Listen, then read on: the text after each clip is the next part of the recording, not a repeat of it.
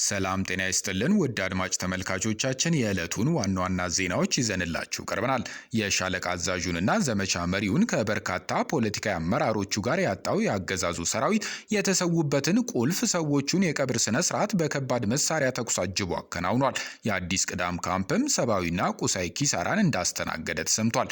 ወደ ቤተሰቦቻቸው ለመመለስ ሲሉ ጉዞ የጀመሩ የሰራዊት አባላትን ፋኖ በቁጥጥር ስር አውሎ እየመረመራቸው ነው።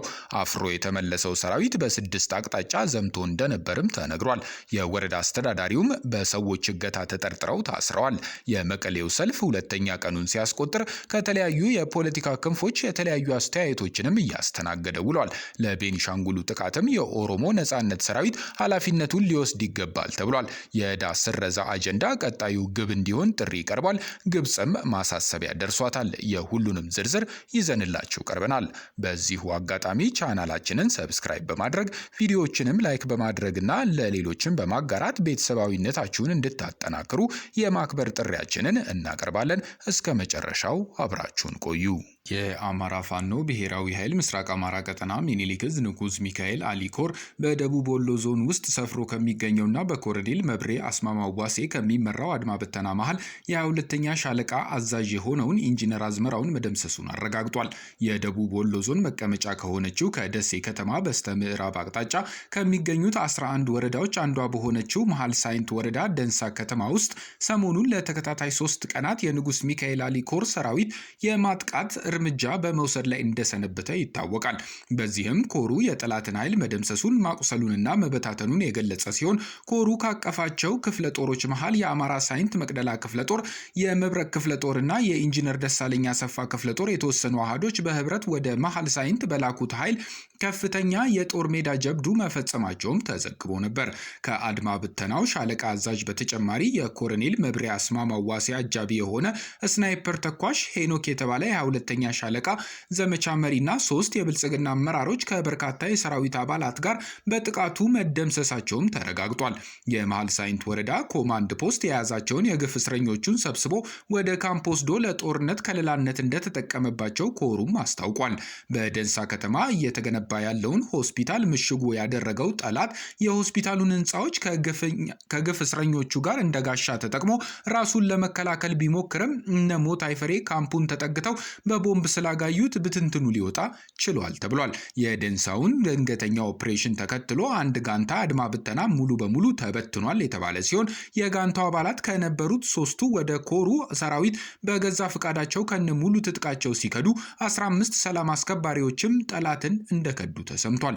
የኮሩ ሰራዊት ደንሳ ከተማን ሙሉ በሙሉ ሲቆጣጠር የጠላት ኃይል ከጎረቤት ወረዳዎች የሰው ኃይል ጭማሪ ጠይቆ ከመካነ ሰላም በኩል አጋዥ ቢላክለትም አስክሬን አጅበው ቀብር ከመፈጸም ውጪ የሰጡት የተለየ ድጋፍ የለም ያለው መረጃ የለቅሶ ስነ ስርዓት ላይ ጥይት ሲተኩሱ ማርፈዳቸውን እንዲሁም ከትናንት በስቲያም አመራሮቻቸውን ሲቀብሩም የቡድን መሳሪያ ተኩስ ጭምር እንደነበር ጠቁሟል። በመጨረሻም መረጃው በኮሩ ስር ካሉት ክፍለ ጦሮች መካከል ከ3ቱ የተውጣጣው ኃይል ታላቅ የጦር ሜዳ ጀብዱ መፈጸም ተችሏል ካለ በኋላ በተለይም የ22ኛ ሻለቃ አዛዥ የሆነው ኢንጂነር አዝመራውና ሄኖክ የተባለው የሻለቃው ዘመቻ መሪ መደምሰሳቸው ሰራዊቱን አጣብቂኝ ውስጥ ከቶት እንደሚገኝ የተበታተኑትም ተመልሰው ወደ ካምፕ አለመግባታቸውንና አድራሻቸው መጥፋቱንም አሳውቋል። የአማራ ፋኖ ብሔራዊ ኃይል ምዕራብ አማራ ቀጠና ቴዎድሮስ ዕዝ 3ኛ ጎጃም አገው ምድር የ10 አለቃ ኤፍሬም አጥናፉ ብርጌድ አዲስ ቅዳም ከተማ ውስጥ በመግባት በጠላት ካምፕ ላይ ባደረገችው የእጅ በእጅ ውጊያ የታገዘ ድንገተኛ ኦፕሬሽን በጠላት ላይ ከፍ ያለ ሰብአዊና ቁሳዊ ኪሳራ ማድረስ መቻሏም ተጠቁሟል። አዲስ ቅዳም ስላሴ፣ አባይን ዓለም ከብት ገበያና ባታ ቤተክርስቲያን ውስጥ መሽጎ የነበረው ጠላት ሙሉ በሙሉ ምሽጉን በመልቀቅ ወደ አድጓሚ ተራራ ፈርጥቷል ተብሏል። በዛሬው የአዲስ ቅዳም ከተማ ልዩ ኦፕሬሽን 19 የብልጽግና ታጣቂዎች ሲደመሰሱ ከ27 በላይ የሚሆኑትም ቁስለኛም በማድረግ 16 ክላሽንኮቭ መሳሪያ ብዛት ካለው ተተኳሽ ጋር በምርኮ ገቢ ሊደረግ መቻሉን የቴዎድሮስ ዕዝ ህዝብ ግንኙነት መምሪያ ጥቅምት 4 ቀን 2018 ዓ.ም ባጋራው መረጃ አሳውቋል። 2 የአረመኔው አገዛዝ ሰራዊት አባላት በአስደማሚ የደፈጣ ኦፕሬሽን በቁጥጥር ስር እንደዋሉ ተነግሯል። በ602ኛ ኮር ስር ከሚገኘው 7ኛ ክፍለ ጦር 5ኛ ሬጅመንት ስር የሾለኩት 2ቱ የሰራዊት አባላት በአባ ኮስትር ብርጌድ የውስጥ የመረጃ ደህንነት አባላት ክትትል በተጣለባቸው የደፈጣ ኦፕሬሽን በቁጥጥር ስር ሊውሉ ችለዋል። ኦብሳ አብደላና አብዱ ኑረዲን አህመድ የተባሉት ሞርታር ተኳሾችና የዲሽቃ ምድብተኞች አለባበሳቸውን ከአካባቢው ማህበረሰብ ጋር በማመሳሰል በጉዞ ላይ እንዳሉ በአባ ኮስትር ብርጌድ የውስጥ መረጃ ደህንነት ክትትል አባላት አማካኝነት በተቀላጠፈ የደፈጣ ኦፕሬሽን በቁጥጥር ስር ሊውሉም በቅተዋል። በቁጥጥር ስር የዋሉት ሁለቱ የሰራዊት አባላት አገዛዙ በአማራ ህዝብ ላይ እያካሄደ ያለውን ዘር ተኮር ጭፍጨፋ፣ ግፍና በደል በመረዳት አገዛዙንም በመግዳት ወደ ቤተሰቦቻቸው ለመሄድ በጉዞ ላይ እንደነበሩ በአባ ኮስትር ብርጌድ ፋኖ አባላት በቁጥጥር ስር በዋሉበት ሰዓት ተናግረዋል። የዳግማዊ ቴዎድሮስ 5ኛ ኮር የጠላት ወታደራዊ ማዘዣ የሆነችውን ደጎማ ከተማን ከበባ ውስጥ በማስገባት በጠላት ላይ የማያዳግም እርምጃ ወስዷል።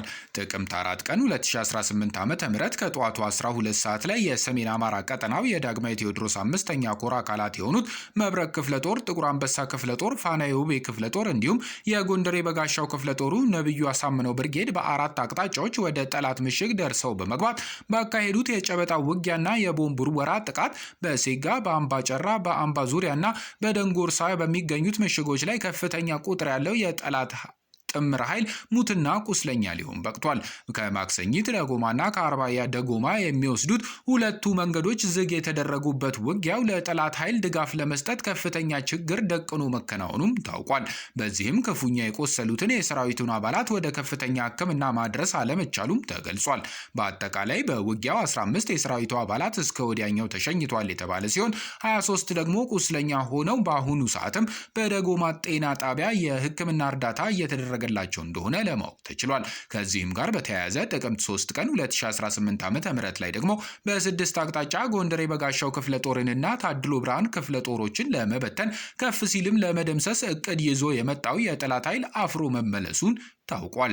ውጊያውን ከምንዝሮ አርሴማ እስከ አይባ ደንቀዝ ከፍተኛ ቦታዎችን ያካለለ የነበረ ሲሆን የጠላት ኃይል ከፍተኛ ወታደራዊና ፖለቲካዊ ኪሳራዎችን አስተናግዶ ሊመለስ በቅቷል ተብሏል። ከአዘዞ፣ ከአምባ ጊዮርጊስ፣ ከደጎማና ከአርባያ ተውጣቶ የመጣው የብልጽግናው ወንበር አስጠባቂ ኃይል የዘወትር ግብሩ የሆነውን ሞትና ቁስለትን በፋኖቹ እጅ ተከናንቦ ወደ መጣበት እየተመለሰ መሆኑ ታውቋል። በውጊያው 9 የሞቱ ሲሆን 6 ደግሞ ቁስለኛ ተደርገዋል። በሌላ መረጃ የፋርጣ ወረዳ ዋና አስተዳዳሪው በሰው ማገት ወንጀል ተጠርጥረው እንደታሰሩ ተሰምቷል። በአማራ ክልል የደቡብ ጎንደር ዞን የፋርጣ ወረዳ ዋና አስተዳዳሪ የሆኑት አቶ ሙሉ አበጀ ከባድ ከሆነው የሰው እገታ ወንጀል ጋር በተያያዘ ተጠርጥረው በቁጥጥር ስር መዋላቸው ተሰምቷል። የመጀመሪያ መረጃዎች እንደሚያሳዩት አስተዳዳሪው በአካባቢው ከተፈጸሙ የእገታ ወንጀሎች ጋር እጃቸው አለበት በሚል እንደተጠረጠሩን ጠቁሟል። የአንድ ወረዳ ዋና አስተዳዳሪ በእንደዚህ አይነት ከባድ ወንጀል መጠርጠራቸው በአካባቢው ሕዝብ ዘንድ ከፍተኛ መነጋገሪያና በመልካም አስተዳደር ጉዳዮች ላይ ጥያቄዎችን የሚያስነሳም ሆኗል። ስለ ወንጀሉ ዝርዝር መረጃዎች እስካሁን በይፋ ያልተገለጹ ሲሆን የጸጥታ አካላት ምርመራቸውን እያካሄዱ መሆኑ ግን ተነግሯል።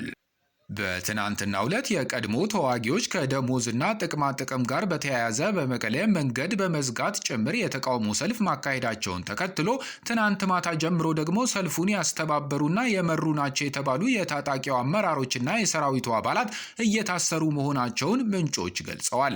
በትናንትናው ዕለት ጥያቄያቸውን ሰምቶ መልስ የሚሰጣቸውን ኃላፊ በማጣታቸው የተቆጡት ሰልፈኞቹ ከቀኑ 7 ሰዓት እስከ አመሻሽ 11 ሰዓት ድረስ ከመቀሌ ወደ አሉላ አባ ነጋ አውሮፕላን ማረፊያ የሚወስደውን ዋናውን የመኪና መንገድ በድንጋይና በአካልም ዘግተውት የዋሉ ሲሆን ማታ ላይ በተደረገ ውይይት የተዘጋው መንገድ እንደተከፈተ ይታወቃል።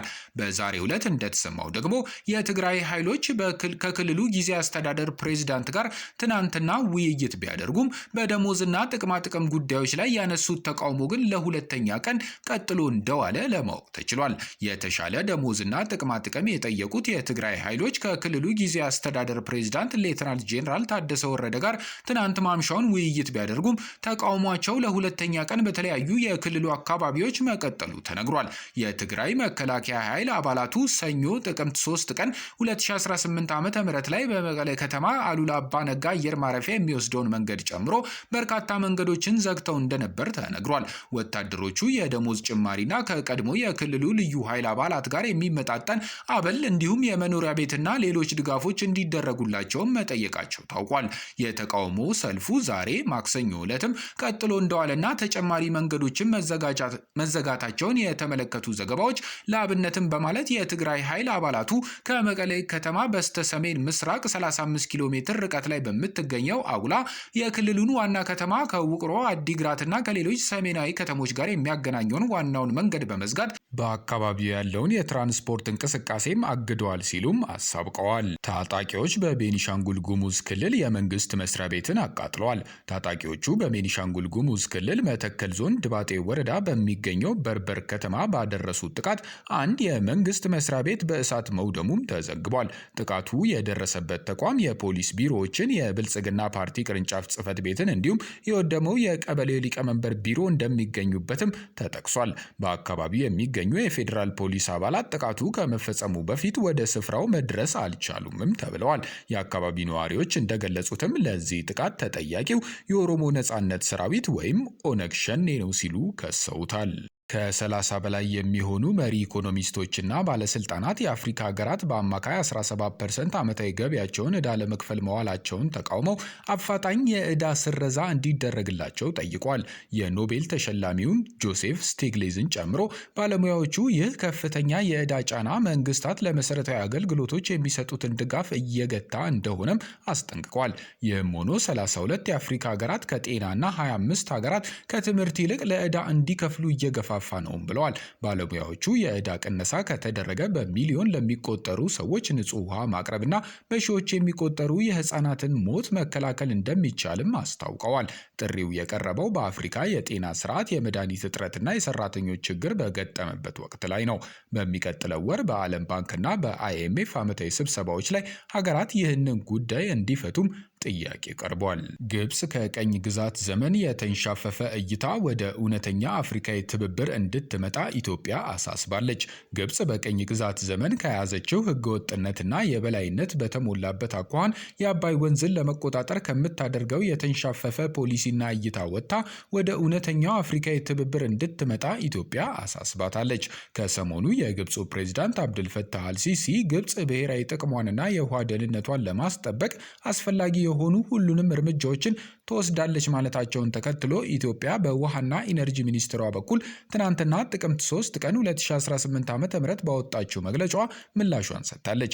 ግብጽ ከአባይ ወንዝና ከታላቁ ህዳሴ ግድብ ጋር በተያያዘ በኢትዮጵያ ላይ የከፈተችውን ዘመቻ አጠናክራ መቀጠሏን የገለጸው የውሃና ኢነርጂ ሚኒስቴር በመግለጫው ግብጽ በቀኝ ግዛት ዘመን ከወረሰችው ህገወጥነትና የበላይነት በተሞላበት መንገድ የአባይ ወንዝን በብቸኝነት የመቆጣጠር አባዜዋ ወጥታ ወደ ትክክለኛው የእኩል ተጠቃሚነት አፍሪካዊ ትብብር እንድትመጣ ጥሪውን አቅርበዋል። በዛሬው ዕለት ከተሰሙ ወሬዎች መሃል ጉልህ ትርጉም የነበራቸውን ዋና ዋና ዜናዎች መራርጠን በዚህ መልኩ ለእናንተ አድርሰናል። በተመሳሳይ ክፍለ ጊዜ ከሰዓታት በኋላ ትኩስና ተዛማጅ ዜናዎችን ይዘን ዳግም የምንቀርብ እንደሆነ ቃል እንገባለን። በሰዓቱ እነኚህ ዜናዎች እንዲደርሷችሁ ቻናላችንን ሰብስክራይብ ማድረጋችሁንና የደውል ምልክታኑን መጫናችሁን አትርሱ እንላለን። ደግመን እስክንገናኝ ሰላም።